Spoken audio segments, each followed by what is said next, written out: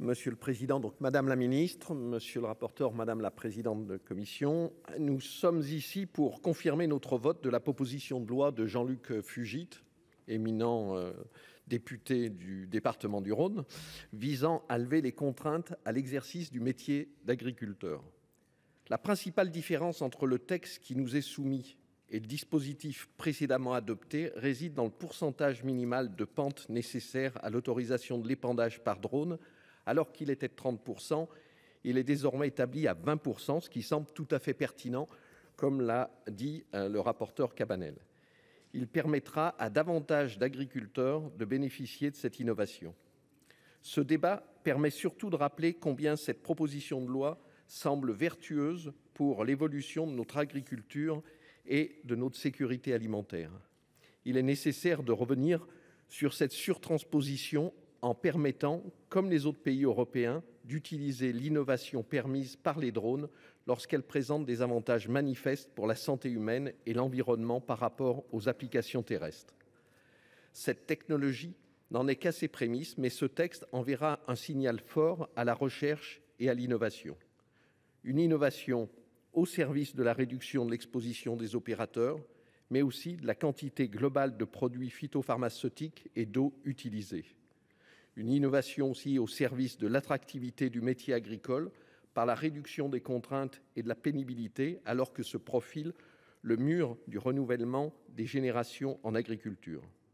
Et une innovation enfin qui va aussi sauver de l'arrachage des vignobles héroïques, comme j'en connais chez moi dans certains coteaux beaujolais. Nous le savons, ce texte a suscité beaucoup de débats à l'Assemblée nationale.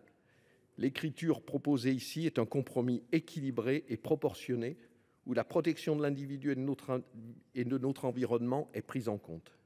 Les dispositions de ce texte permettent d'améliorer les conditions de travail sans atteindre nos acquis en matière environnementale, puisqu'elle se circonscrit à l'épandage de produits à faible risque ou autorisés en agriculture biologique. L'ANSES conservera la responsabilité d'évaluer les avantages et les risques de cette méthode, puisque cette levée d'interdiction de principe ne suffit pas à autoriser les pulvérisations de produits phytopharmaceutiques par drone.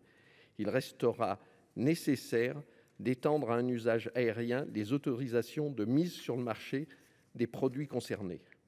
Un garde-fou nécessaire, puisqu'en entendant déroger au principe général d'interdiction de pulvérisation aérienne des produits phytopharmaceutiques, ce texte se base sur une expérimentation ayant fait l'objet d'une évaluation par l'ANSES dont le rapport a émis des résultats mesurés.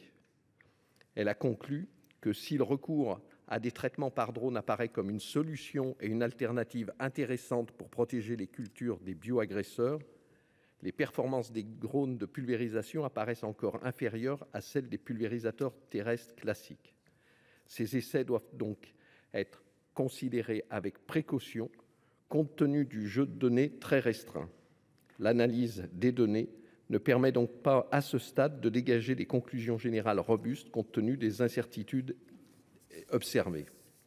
C'est pourquoi, en restreignant cette dérogation à des produits à faible risque ou autorisés en agriculture biologique, ce texte permet de prolonger cette expérimentation sans risque sanitaire ou environnemental, d'envoyer un signal positif à la recherche et à l'innovation, tout en accompagnant nos agriculteurs pendant que se prépare la technologie du futur, celle de l'identification des maladies sur pied afin de les traiter dès la première infection.